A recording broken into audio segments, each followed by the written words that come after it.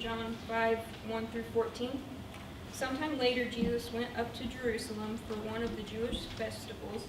Now there is in Jerusalem near the sheep gate a pool, which in Aramaic is called Bethesda, and which is surrounded by 5 covered colonnades. Here a great number of disabled people used to lie, the blind, the lame, the paralyzed. One who was there had been an invalid for 38 years. When Jesus saw him lying there and learned that he had been in this condition for a long time, he asked him, "Do you want to get well?" "Sir," the invalid replied, "I have no one to help me into the pool when the water is stirred. When I am trying to get in, someone else goes down ahead of me." Then Jesus said to him, "Get up, pick up your mat, and walk." At once the man was cured. He picked up his mat and walked. The day on which this took place was a Sabbath, and so the Jewish leaders said to the man who had been healed, "It is the Sabbath, the law forbids you to carry your mat." But he replied, "The man who made me well said to me, 'Pick up your mat and walk.'" So they asked him, "Who is this fellow who told you to pick it up and walk?" The man who was healed had no idea who it was, for Jesus had slipped away into the crowd that was there. Later Jesus found him at the temple and said to him, "See, you are well again. Stop sinning, or something worse may happen to you." The word of God for the people of God. Thanks be to God. So I want to thank you all for being here tonight. I was telling somebody earlier, every year, chapel attendance is lowest on the first and second week of April. And I know that this is the week that the people who will be here are either very, very faithful or finding any reason they can to not do homework. So I don't know who you are tonight. You're one of those two groups probably, but I'm glad that you're here either way, because I know it's a time when many of us are exhausted, and that's one of the reasons that I think maybe this scripture text for the night is for us. I want to spend a little time talking about this paralytic man, and before you start to gloss over and assume that this ancient story about an ancient people is not for you, I want to suggest that the story of this old man has a lot to do with what I see every day with students on this campus. Most of us don't experience the particulars of life that this man did. We have a different sort of experience here. But he isn't that different from us. So I want to explore what that means tonight. So let's dig into the details just a little bit about him. Now I always imagine it talks about in the scriptures this pool of Bethesda.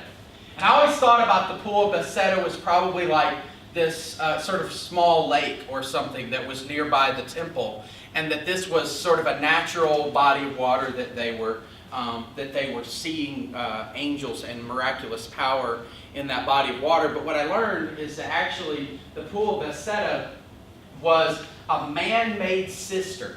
It's this giant water collection in the middle of the city, not far from the temple. And they would collect the water there mostly for drinking and for supplying their water needs for the city. But it also became a place where people would gather, a little bit like, if any of you guys are from the small towns that have the little cute squares in the middle of the town, and that's the place that people hang out on Friday nights and they cruise, that little square, and that's kind of a little bit like what this is, this pool of Bethesda is like.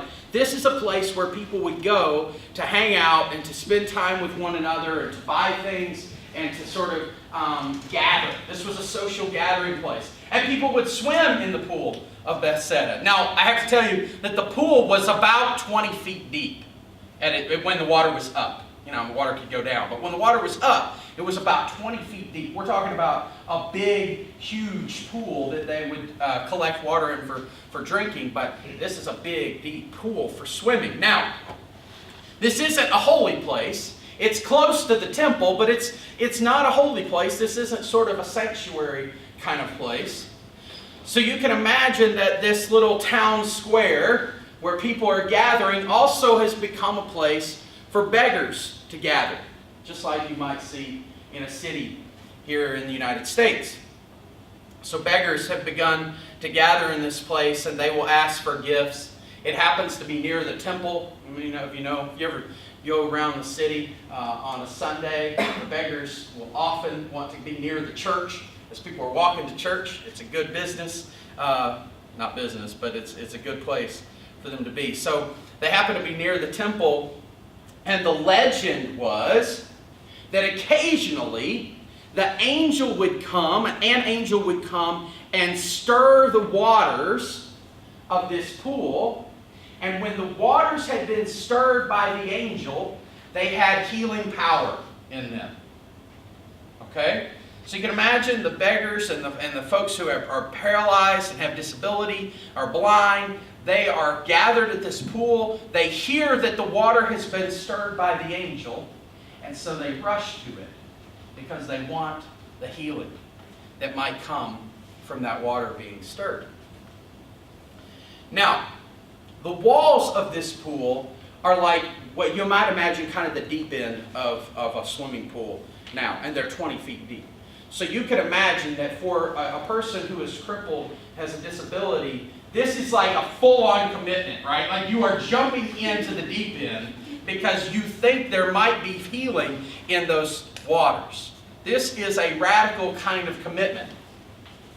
And I can imagine that when the healing did or didn't happen, there are going to be people that need to now get out of the water, and they're probably going to need help too. They're going to need to be rescued, right? Like somebody's got to now pull them out of the water because these disabled persons have gone into this deep cistern. And you can imagine that process, this finally getting hope that maybe there's healing coming for me, and now I've got to be rescued because it didn't happen for me. And that was probably a frustrating kind of cycle to live in. This is kind of a desperate scene for a person with disability. They struggle to get their basic needs met, and only by the generosity of those who would give to them. And then they hold out hope that maybe one day the water will heal them. I'm sure it was sad. I'm sure it was exhausting. And I have to believe that there were days where they just said, like, I just can't. Just can't do this anymore. I can't do this anymore. It's too much for me. And even when they did drag themselves out of their bed and down to the water by the square, they did so in hopes that they might get relief from their world, from their disability, from their need. The disappointment would come again of not receiving healing from those waters. It would become unbearable. Now, our paralytic man for tonight has been going through this cycle for 38 years. 38 years. Now, think about that. So many of you, your parents are probably 38 years old. I happen to be 38 years old. Okay, so this is a very long time.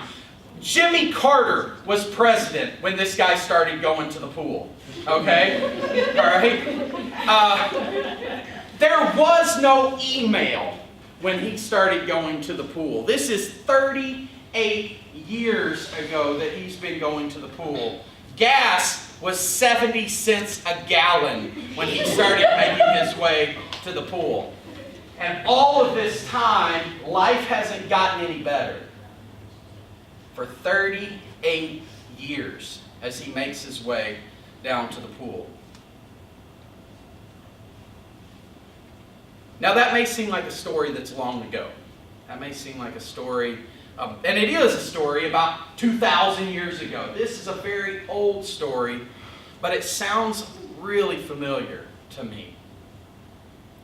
It sounds to me like the stories that I hear you all tell me every day. I hear you talk about how you work, and your schoolwork isn't up to what you'd hoped. And whether it's calculus, or anatomy, or organic chemistry, or music theory, you're not able to do everything that you hoped. And there's disappointment that comes with that. There's a sense of failure, a sense of lack of confidence that can I really do this. You feel that you're never enough. For some of you, it has nothing to do with school. It might have something to do with home, where you know that you're never going to escape the disappointment of your dad. Your mom is never going to stop being frustrated with you. They're not going to stop being cruel to one another or to you and your siblings. That's just sort of how things are. And there's not a lot of escaping that. Whatever your thing is, whether your thing is family or school or money or health or whatever it is that continues to plague you like it did this paralytic man, really doesn't matter what it is, because we can all identify with him of what it's like to go to the water over and over again and to just be disappointed and frustrated when it doesn't happen today. Now, as I talk with students across this campus, I've learned that many of you have been paralyzed by anxiety and depression. There was a Time magazine article that came out this week on anxiety and depression on college campuses. And in their study, they found that 39% of college students say that they were depressed in the last year to the point that they couldn't function. 39% of college students depressed to a point of not being able to function. So that means that when the alarm goes off in the morning, you simply can't get yourself out of bed, right? And then it goes off the third time and your roommate is mad. And so you turn it off and you still go back to bed, right? You can't bring yourself to get going, and even when you do get out of bed and you sit there in front of your computer, you can't bring yourself to type, you can't bring yourself to do the work, and that is a crippling kind of thing. And we're not talking about just a few people, we're talking about 2 out of every 5. Okay? So if stats tell me they're true, there's 2 here that have felt depression this year. There's 2 here, there's 1 here, there's 2 back here that have experienced crippling depression in the last year. You know it because you know who they are. I may not know who they are, but you do, because some of them it's you and some of them it's your best friend. And the reality is that that kind of ongoing frustration and sadness and hopelessness leads many college students to use drugs or alcohol to cope, to self-harm, to cope. They choose things that are destructive to themselves, and oftentimes you know it's destructive, and you choose it anyway because you're trying to figure out a way to cope.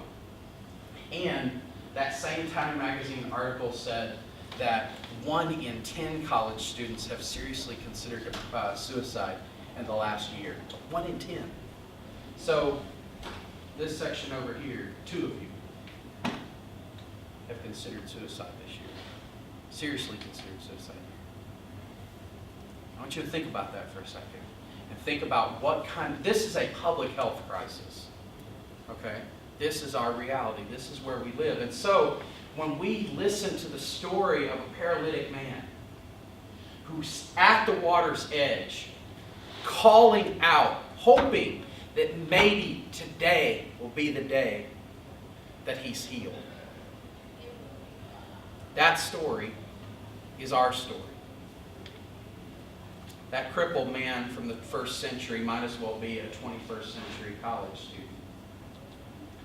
And the most important thing that man can teach us is that we have to keep coming to the water. You see, if he is us and he lived it for 38 years, then maybe he has some wisdom to offer for us, right?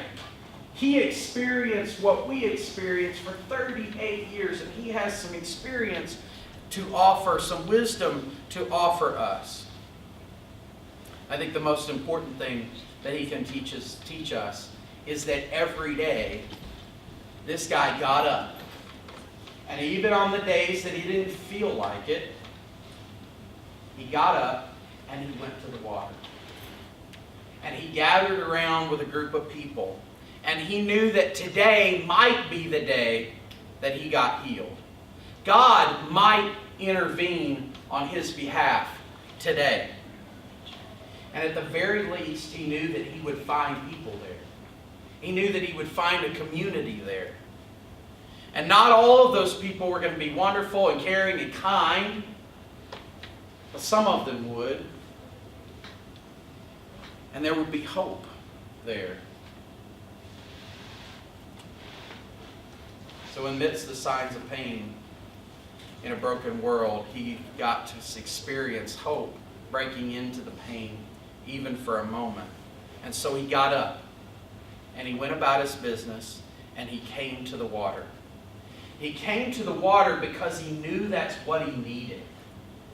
He came to the water because he knew that that was the place where God could be found, where healing could be found, and even when he didn't want to go, he goes. So what might it mean for us to come to the water? We wake up tomorrow and we take on one more assignment. We get moving one more time.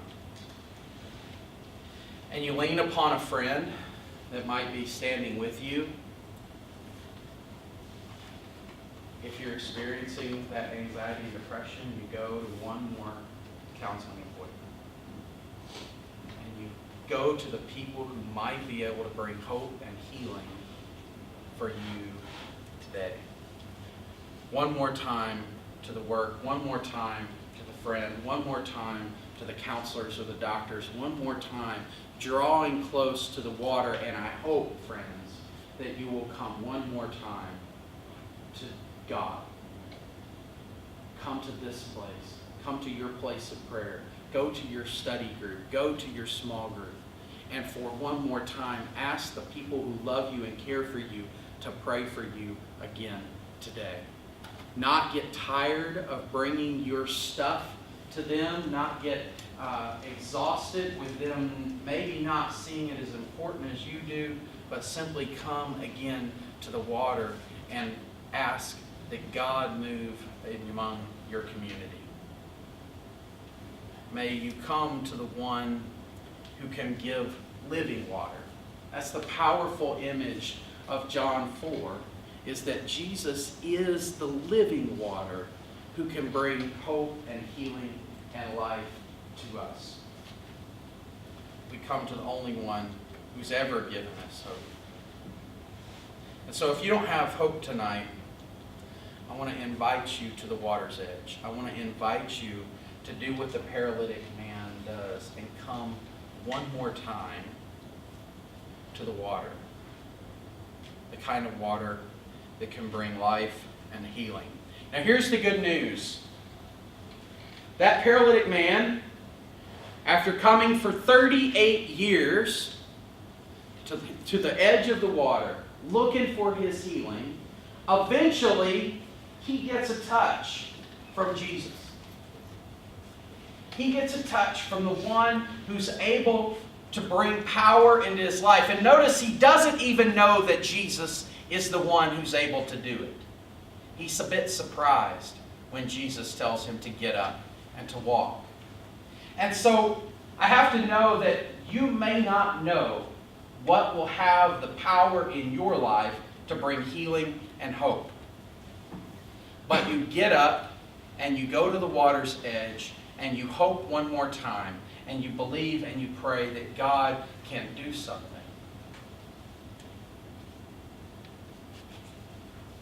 And maybe we'll meet Jesus there. Let us pray.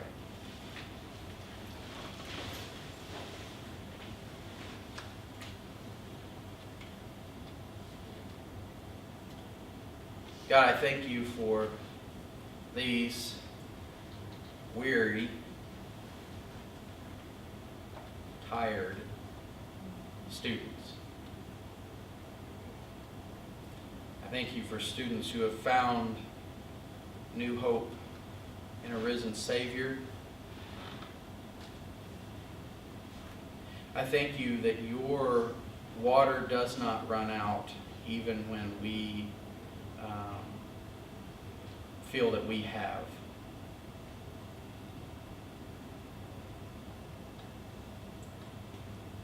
In these moments, I pray, oh God, that you would meet each one around this room.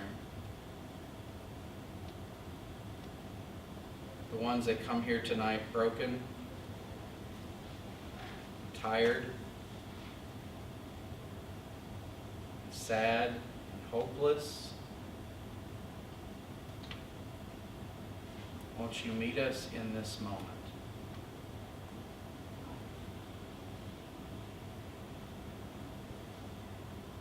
Give us hope for a new day.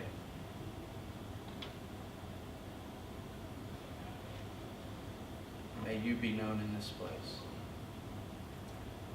In Jesus' name.